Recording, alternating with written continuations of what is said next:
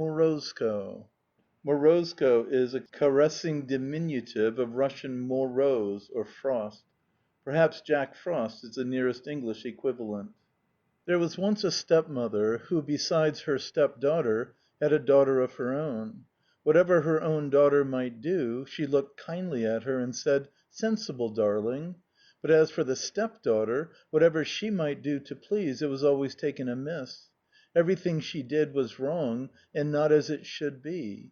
Yet, sooth to say, the little stepdaughter was as good as gold.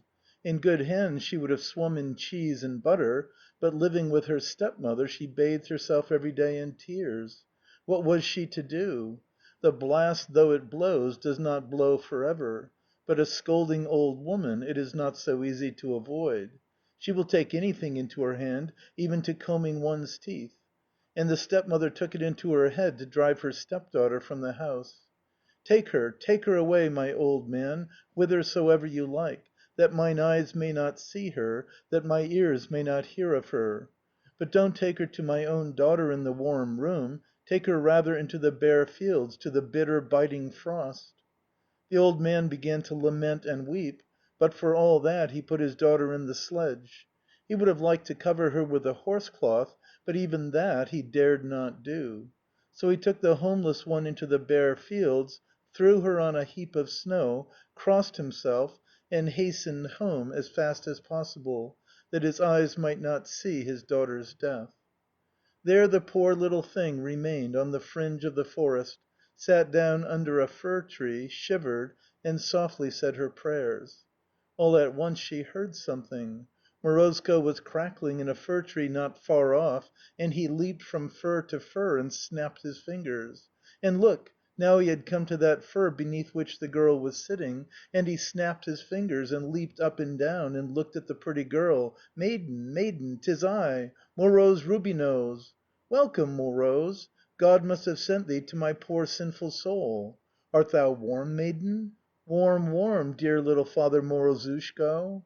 Morozko began to descend lower, and crackle still more, and snap his fingers more than ever, and again he began speaking to the girl.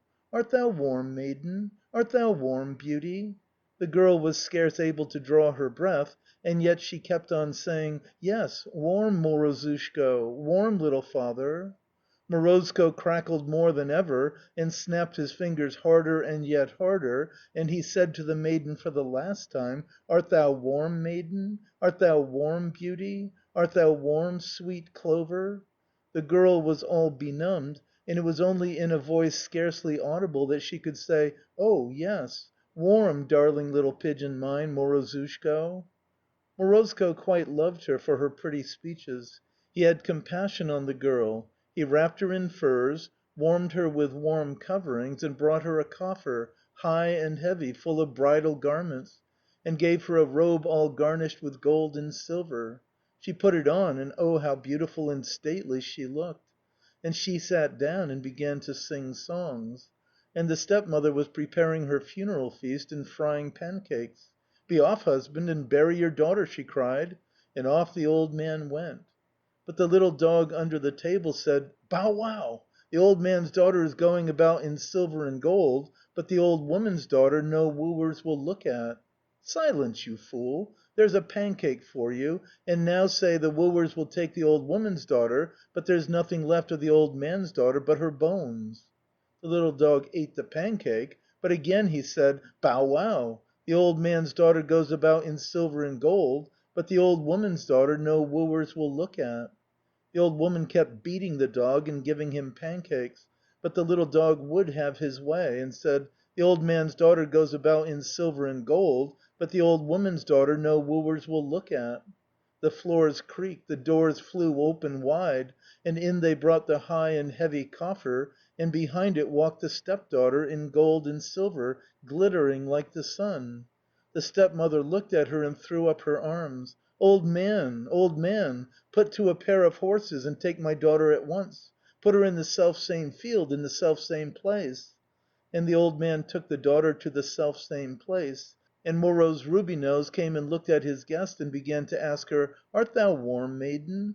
"Be off with you," replied the old woman's daughter, "or are you blind not to see that my arms and legs are quite benumbed with cold?" Morozko began skipping and jumping. Fair words were not to be expected from that quarter, and he was angry with the stepdaughter and froze her to death.